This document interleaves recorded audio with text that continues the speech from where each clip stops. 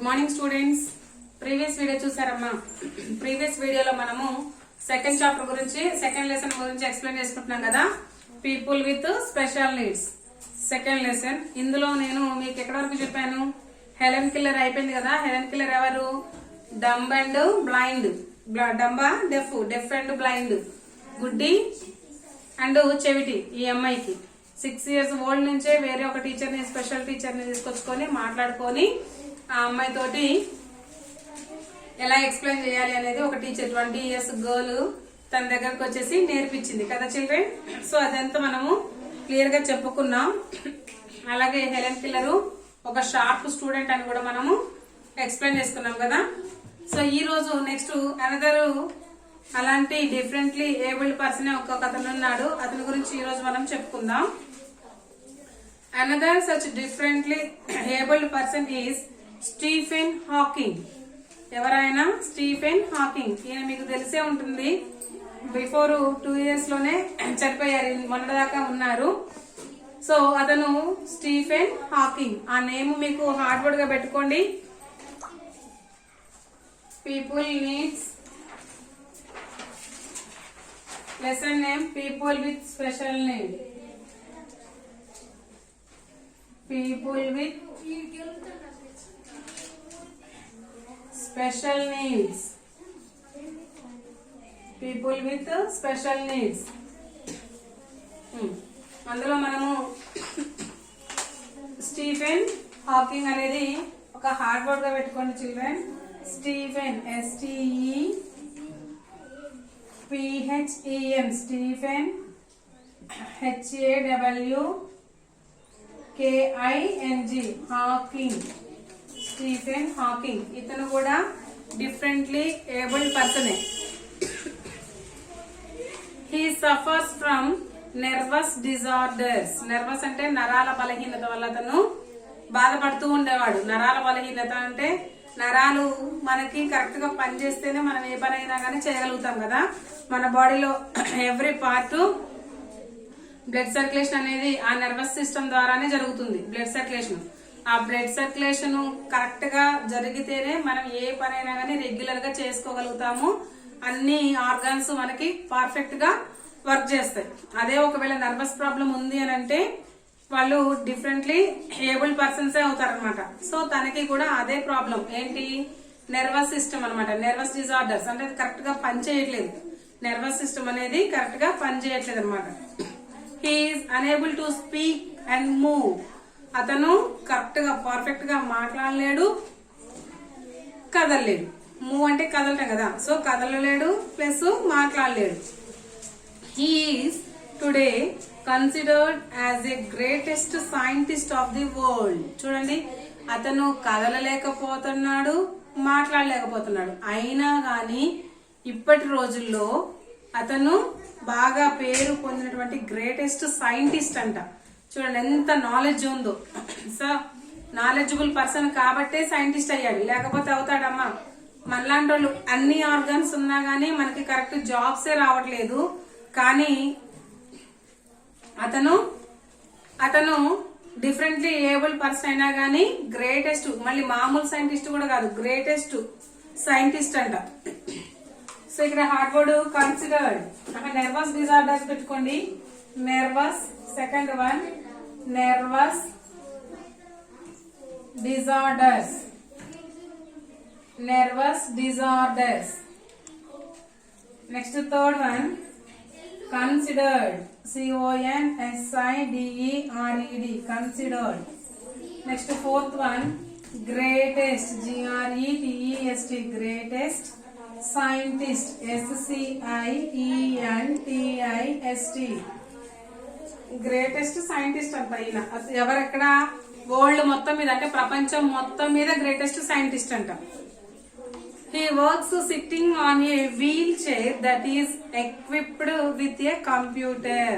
ఇతను మొత్తం కూడా చేసే పని వీల్ చైర్ లోనే కూర్చొని చేస్తున్నాడు. అది మొత్తం కూడా ఆ పరికరం మొత్తం కూడా కంప్యూటర్ మీద బేస్ అయి ఉంటుంది. అంటే ఇట్లా స్విచెస్ నొక్కుంటే దాని అందరికి అది మూవ్ అవుతుంది, బ్యాక్ అవుతుంది. అలా కంప్యూటర్ సిస్టమ్ బేసిక్ మీద దాన్ని తయారు చేశారు. ఎక్విప్డ్ అనేది మీరు ఎక్విప్డ్ అనేది హార్డ్ వర్డ్ గా పెట్టుకోండి. EQUIPPED ఈడి ఎక్విప్డ్ కంప్యూటర్. వీల్ చైర్ అనేది కంప్యూటర్ మీద బేస్ చేసుకొని పనిచేస్తుందంట. మీరు ఊపిరి సినిమా చూసారా? ఆ ఊపిరి సినిమాలో కార్తీక్ అను నాగార్జున ఇద్దరు హీరోస్ ఉంటారు. అందులో నాగార్జున మొత్తం బాడీ అంతా ఏం పనిచేయదు, కానీ ప్రతిదీ కూడా ఆ వీల్ చైర్ లోనే చేస్తుంటాడు. తనంతరకు అతనే ఇలా మూవ్ అవుతా ఉంటాడు. ఇలా మూవ్ అయ్యి మళ్ళీ ఇలా రొటేట్ అవుతా ఉంటాడు. మళ్ళీ ముందుకు వెళ్ళగలుగుతాడు, బ్యాక్ కి రాగలుగుతా ఉంటాడు అనమాట. సో ఆ వీల్ చైర్ మొత్తం కూడా కంప్యూటర్ బేసిక్ మీద ఆధారపడి ఉంటుంది కాబట్టి తను ప్రెస్ చేస్తా ఉంటాడు. ఆ ప్రెస్ చేస్తే ఆ రిమోట్ కంట్రోల్ సిస్టమ్ ప్రకారం అది మూవ్ అవుతా ఉంటది అనమాట. మీరు ఇంకా అలాంటిదే వైరా బస్ స్టాండ్ లో కూడా ఒక అతను ఉంటాడు, అది అలాంటి చైరే ఉంటుంది. చూస్తే మీరు ఎవరైనా చూడొచ్చు. Next, all of us should help these people to overcome their disabilities and move ahead in life. అలాంటి వాళ్ళకే మనందరం కూడా, అలాంటి డిజార్డర్స్ ఉన్న వాళ్ళందరికీ కూడా మనం ఏం చేయాలి? హెల్ప్ చేయాలన్నమాట. ఓకేనా? డిజాబిలిటీస్ అనేది మీరు హార్డ్వర్డ్ గా పెట్టుకోండి. DISABILITIES disabilities. ఓకేనా children? So these all are hard words. And previous class లో కూడా నేను కొన్ని హార్డ్ వర్డ్స్ చెప్పాను కదా, అవి మీరు లెసన్ స్టార్ట్ చేయడానికి ముందే మీరు నోట్బుక్ లో ఫస్ట్ లెసన్ నేమ్ పెట్టేసి హార్డ్ వర్డ్స్ నేను ఎన్ని చెప్తే బోర్డు మీద అన్ని హార్డ్ వర్డ్స్ మీరు రాసేయండి నీట్ గా. పేజీలో ఒక పేజీలో ఎన్ని హార్డ్ వర్డ్స్ పడితే అన్ని హార్డ్ వర్డ్స్ మీరు నీట్ గా రాసేయండి. నెక్స్ట్, ఇక ఈ రోజు తోటి మనకి చాప్టర్ టోటల్ గా కంప్లీట్ అయిపోయింది. సో నేను కీవర్డ్స్ చెప్తాను, చూడండి. Keywords, put the heading keywords.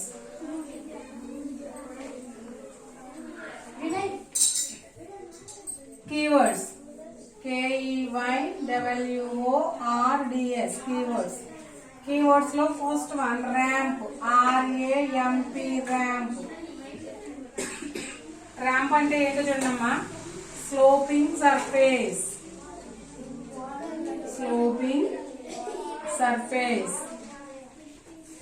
కొంచెం ఏటవాలుగా ఉండేది అనమాట. స్లోప్డ్ గా ఉంటుంది అంటే ఇట్లా ఏటవాలుగా ఉండేటువంటి ఒక సర్ఫేస్, ఉపరితలము ఏటవాలుగా ఉంటుంది. అది వాళ్ళు నడవడానికి కొంచెం అవైలబుల్ గా. అలాంటి ర్యాంపులు డెఫ్, డమ్ము, బ్లైండ్ అలాంటి పీపుల్ కోసం సపరేట్ గా వేస్తారు అని ర్యాంప్స్ మనము క్లాస్ లో డిస్కషన్ చేసాం కదా, అదే అనమాట. Next, overcome. Next keyword overcome. Second one overcome, OVERCOME overcome. Succeed, successor, SCUCCED successor in dealing with a problem. అంటే ఏదైనా ఒక సమస్య వచ్చినప్పుడు ఆ సమస్యతోటి బాధపడకుండా ఆ సమస్యని ఎదుర్కొని సక్సెస్ అవ్వడమే ఓవర్కమ్ అన్నమాట. సో ఇప్పుడు స్టీఫెన్ హాకింగ్ ఉన్నాడు కదా, ఈ స్టీఫెన్ హాకింగ్ నర్వస్ సిస్టమ్ వల్ల బాధపడుతున్నాడు. అదే ఇంకొకళ్ళు అయితే నేనేం చేయగలుగుతా, నేనేమీ చేయలేనని చెప్పి బాగా నీరసించి ఇక మంచంలో కూర్చున్నాడు, మంచంలోనే ఉంటారు. కానీ అతను తెలియకలడు కాబట్టి ఏం చేశాడు, అనేక పరిశోధనల ద్వారా వేరే వాళ్ళ హెల్ప్ తీసుకొని అనేక ప్రయోగాలు చేసి ఒక గ్రేట్ సైంటిస్ట్ అయ్యాడు అనమాట. సో అతను ఇప్పుడు ఓవర్కమ్ అయ్యాడు, అంటే తనకు ఉన్నటువంటి డిజార్డర్ ని ఓవర్కమ్ చేసి గ్రేట్ సైంటిస్ట్ అయ్యాడు అనమాట.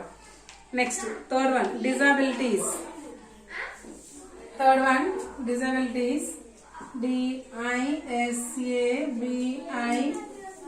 DISABILITIES disabilities. A physical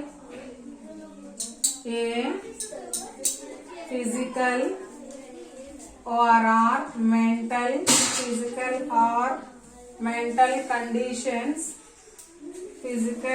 mental conditions, condition that limits a person's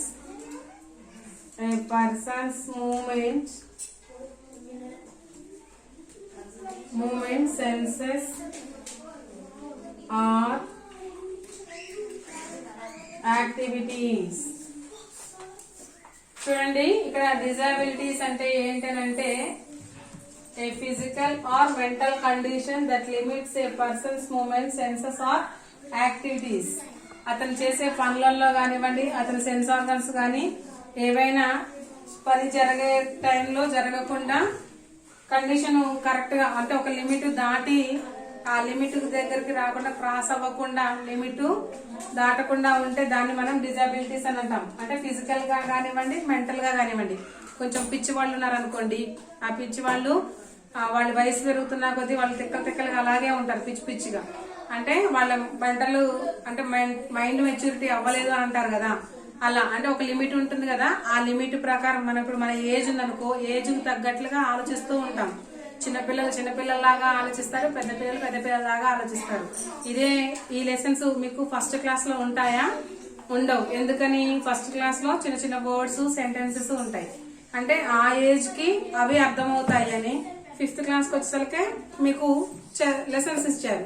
ఎందుకు అంటే ఈ ఏజ్ లో మీరు అర్థం చేసుకోగలరు. అంటే ఒక లిమిట్ ఉంటుంది, ఏజ్ లిమిట్ అని ఉంటుంది కదా, ఆ లిమిట్ బట్టి ఏజ్ పెరుగుతున్న కొద్దీ మీ ఆలోచన విధానం థింకింగ్నెస్ అనేది పెరుగుతూ ఉంటుంది.